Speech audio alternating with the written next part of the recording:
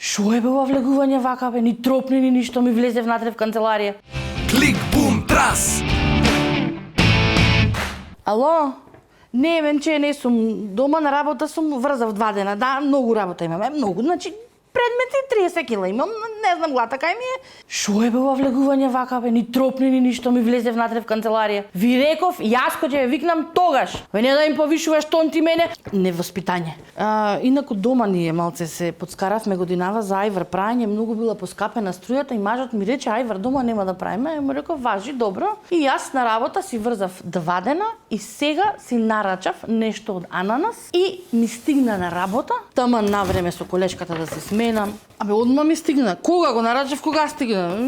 Скапа била после струјата, ефтина била, пиперките биле скапи. Ко не е на државна струја, скапа е. Ама мене ми ова од баба Милка. И ми велеше, се што можеш да сработиш на работа, да не носиш дома. Значи, од работа, работата не се носи дома. 30 кила предмети во еден ден сама, лично јас.